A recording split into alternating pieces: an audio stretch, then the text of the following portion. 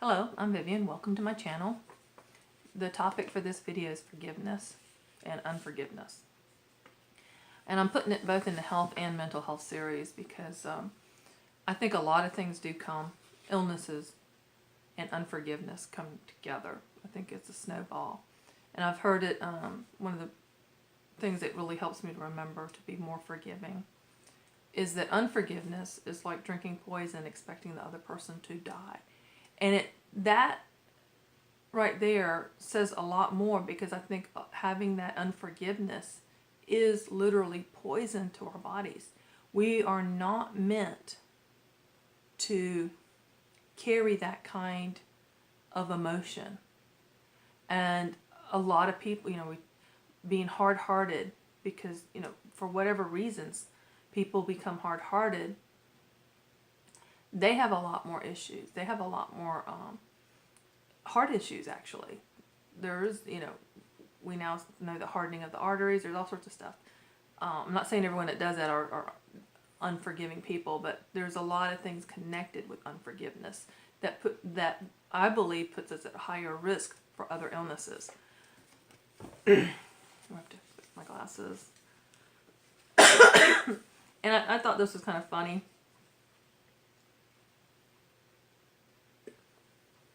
Sometimes the first step to forgiveness is understanding the other person is an idiot.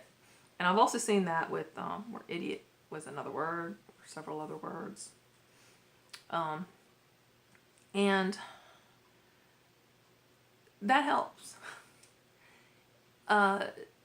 Even if maybe there's a chance a person intentionally harmed you, did something that harmed you emotionally or financially or whatever, if it, err on the side of maybe they didn't know, or there's something lacking in them, not you. There's something lacking in all of us, honestly.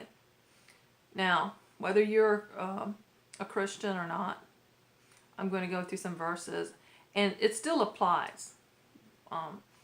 Just because it's in the Bible doesn't make it automatically wrong if you're not a Christian, if you're not a believer. I always put myself as, and even the word now, Christian, I'll make another video on political correctness. But Christians are not all intolerant, bigoted, whatevers that the media seems to like to put out there. But also I believe there's a lot of people walking around with that title. And they're not. They're not believers. They don't even know it. They really think they are. And the Bible again tells you a very simple test: by the love they show one another. And if they're not a loving person, I can't say that I don't know where their salvation is. They may not be saved by Jesus Christ. Maybe somebody else, but not. Jesus made it very plain and simple. That's why he came here, to let us know how simple it really was. But, then again, it's almost paradoxical. We have to give up our lives as he gave up his. But there was a verse that keeps coming to mind. Excuse me. This thing is driving me crazy. It should be done in another few weeks. 3, 4. Hopefully less. It's Hebrews, if you are a believer, if you've got a Bible. Hebrews 12:15. I'm reading from the King James. I'm going to read you the second part, and I'll get back to the first part of it. It says, lest any root of bitterness springing up trouble you, and thereby many be defiled. Where does the root of bitterness come from? It comes from unforgiveness. We get bitter. How dare that person treat me that way? And it snowballs, and it keeps getting. The more you think, the more you're pulled back to that, the more forgiving you need to do. Now, I will talk about other things, other traumas, other things that affect mental health and emotional health and spiritual health, because I think there are 5 parts that we need to address in spiritual. And there's some heinous things that were done to me. And no person, let alone a child, should go through any sort of abuse. Life is hard as it is, without having the very people that's supposed to protect you be the ones harming you. in any way or form, be it neglect to every sort of other abuse. That's hard. Traumas come back, and having children, if you had severe traumas in your childhood, your sweet child may cause some of that to resurface. So you got to be aware of what's going on in that child, and you need to step back and go, that was done to me when I was in that condition, that child at, when you were that age. And so it's going to come back. And it's hard, because when you look at it, when you really step back and look at it going, that is awful. That person does not deserve forgiveness. And they may not. They may still, they may still be alive, and they may be totally unrepentant. They feel justified in what they did. And you just need to suck it up. That was a different era, maybe. Whatever excuses they're using, if you ever confronted them, and they're just like, whatever, all the other parents were doing it. It does. Forgiving is not about them. It's all about you. It's all about me. They don't have to ask me for forgiveness. I'm going to forgive them because I don't want to carry it.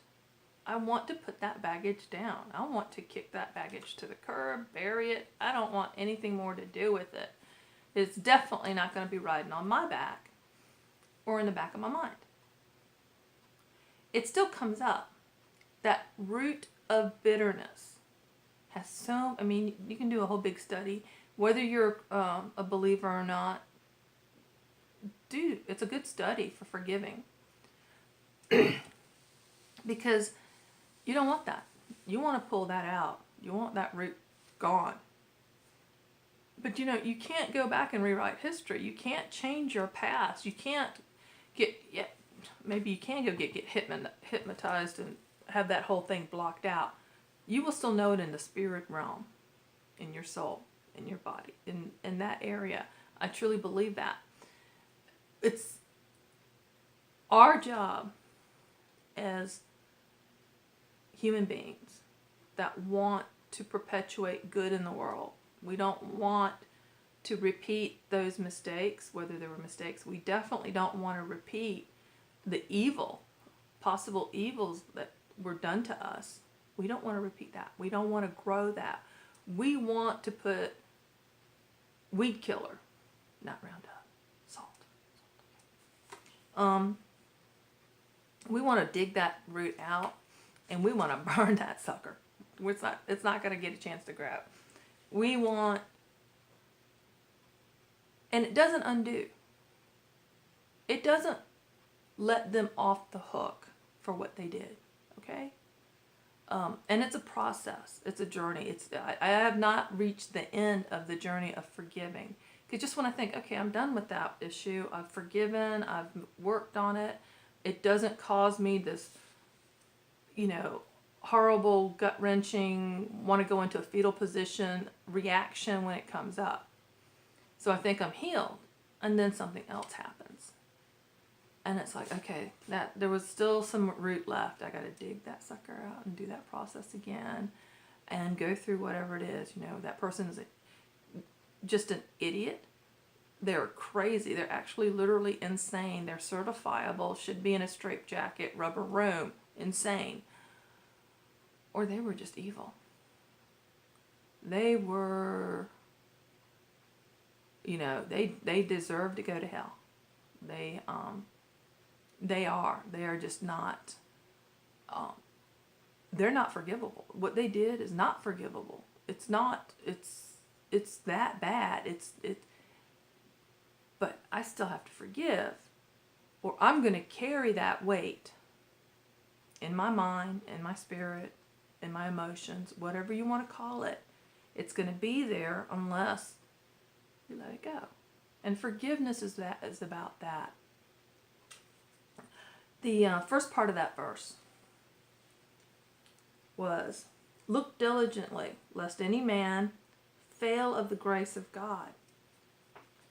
Now, whether you believe in a God or not, believe in the God of the Bible or not, you worship a different God. People do. I understand that. Even though this comes out of a Christian, of the Christian Bible, King James Version in particular. The lesson there is still good, you know. Fail of the grace. Fail of grace.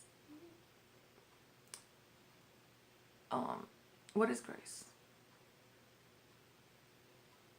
You know, if we're all literally judged on our own merits, all the possible goods and not goods that we've done in our lives, I doubt many people would have more good than bad. I think only people that that never grew up to the age of accountability could pass that.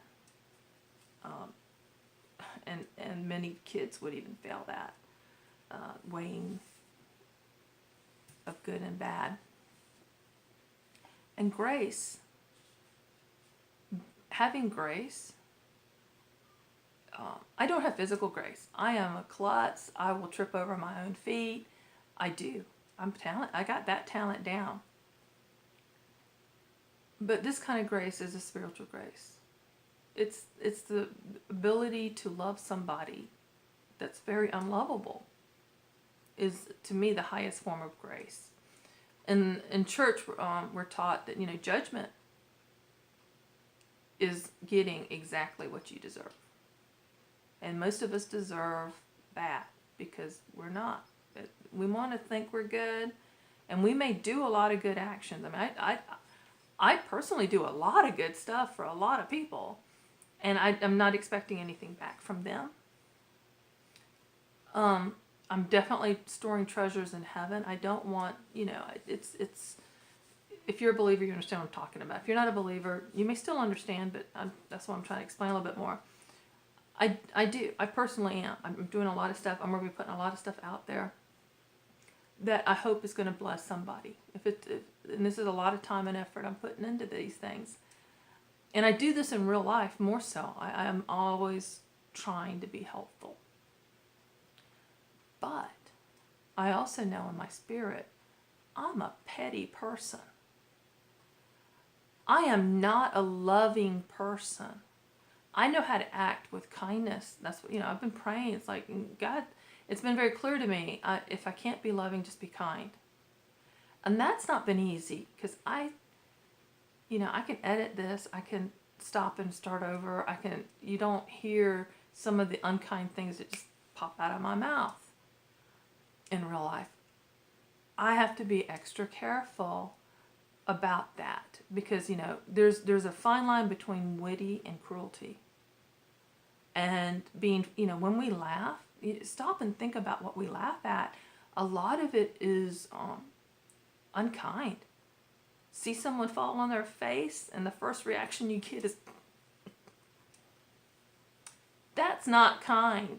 No matter how funny they looked and how much you don't like them, and it made it even funnier because it was like, yeah, karma got them.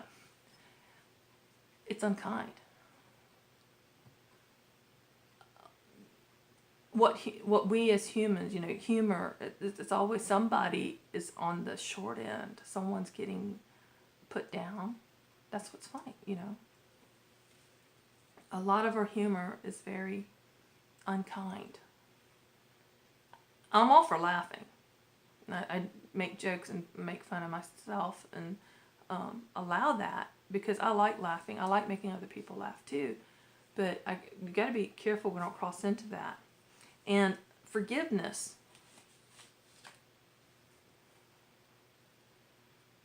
Forgiving people that's hurt me. And some of it was very deliberate. And they're going to have to live with that. That's on them. If their conscience ever gets going on them, that's on them. What's on me is what do I do with that unkindness once it's put onto me, things are done, said about me, said to me, things done to me.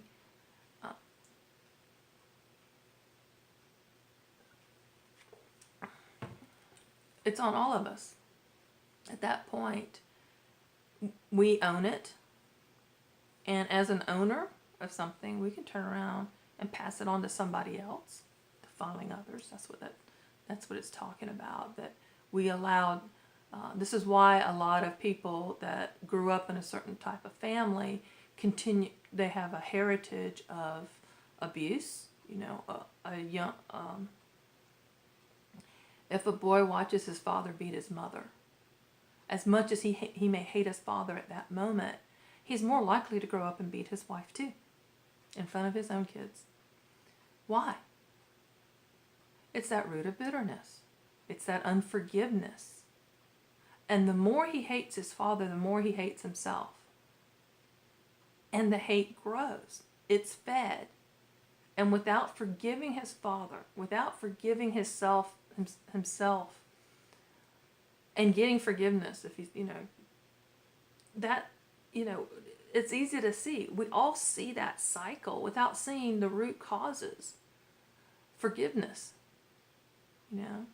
and this can be going on for generations. His father saw his father beating his mother, and same for him, same, going back. You can be the one that stops the cycle. I'm stopping the cycle on my end. There are 5 kids in my family. We did not experience the same traumas. Some worse, some better. Pray for them. I can see the repeats of certain things that weren't healthy, some dysfunctions. It's a nice word, isn't it? Dysfunctions. Screwed up stuff. But in mine, I have definitely been the one to seek after help. I'll be the first to say I can't do this by myself. Other things I know, it's like, okay, at this point, that's all on me. I got to do what's right at this point. And I have a wonderful supportive spouse that helps me. Some of his stuff, his issues too, need to be dealt with. So forgiving, whether you do it, if you do it by saying the person's an idiot, and then one day they do something that's not so idiotic and you realize they're not really idiots, that's going to again come back and go, okay, that excuse for forgiving them is gone. So a lot of times it's like, okay, I forgive. This is what I fall back to. Because this goes back to the judge not verse in the Bible that most people misuse and misunderstand, even those that go to church and claim to be believers and are believers. Judge not, lest you be judged by the measure you judge by, you will be judged. Probably didn't get it quite right. In other words, you have to use the same measuring stick. And I like to use the whole fat thing. I see someone that's fatter than me. I'm just like, they lack self-control. They need to quit eating so much.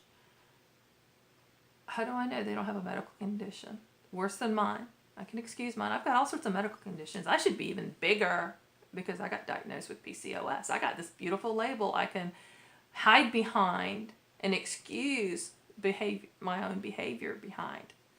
How do I know they don't have worse labels that they have to deal with and live under?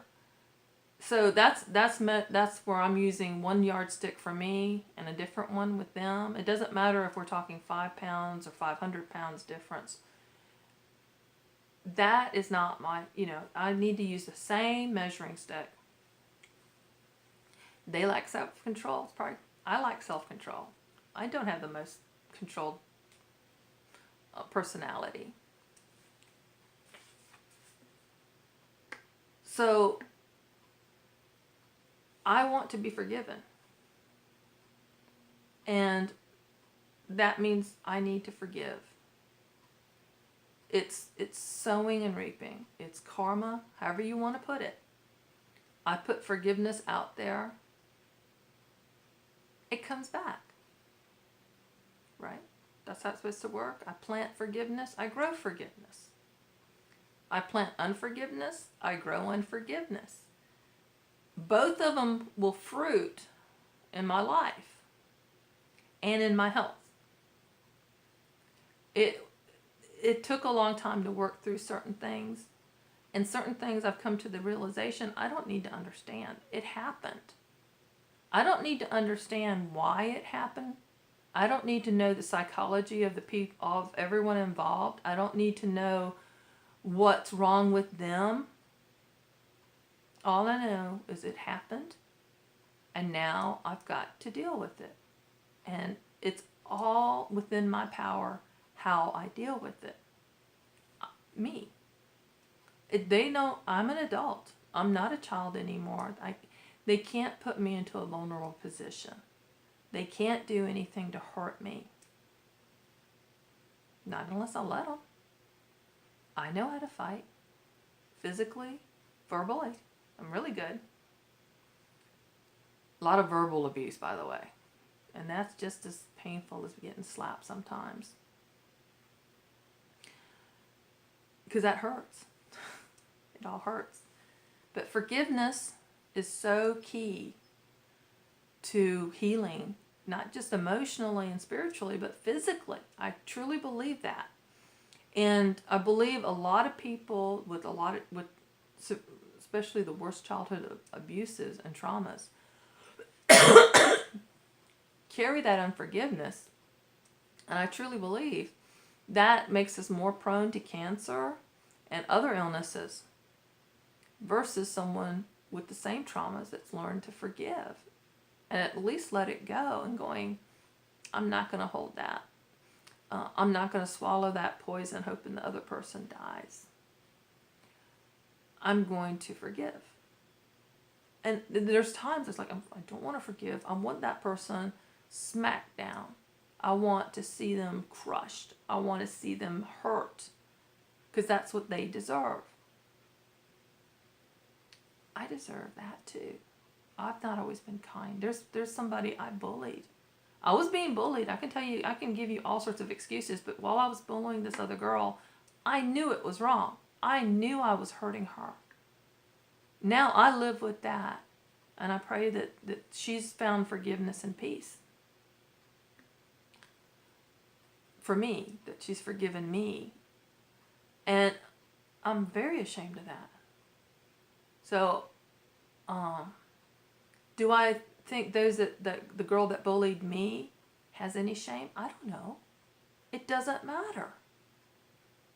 That's not, her bad's done and over with. That's in the past. And whether she dealt with it or never gave it a second thought, that's done. I'm the one carrying this unforgiveness. And I pray for the girl that I bullied that she's let it go for her sake, not mine. If she wants to come and smack me or tell me how bad, whatever it needs that's going to help her, fine. I can accept that. But for her own sake, I hope she's forgiven me and not carried that baggage any further than she had to. The girl that bullied me, I forgave her a long time ago. I understand. It doesn't matter. It's done. Whether she gave it another thought, that's fine. It's on me to have my own healing and wholeness. I think when we are unforgiving, it becomes like a bottomless pit that things just disappear into. It just goes, and we literally lose it. We have knee-jerk reactions because we haven't been able to forgive that. And I can tell you story after story. But forgiveness is very key to good health. For your mental and emotional, but your spiritual too, whether you believe it or not. I don't believe in gravity, but it exists. I know that when I fall, I hit the ground and it hurts. I know that. I'm just saying I don't believe in gravity and a scientific force the way that they explain how gravity and planets and rotations and inertia and all that. I think that there's something that we're lacking in our science. That gravity doesn't really, it just was convenient makeup, but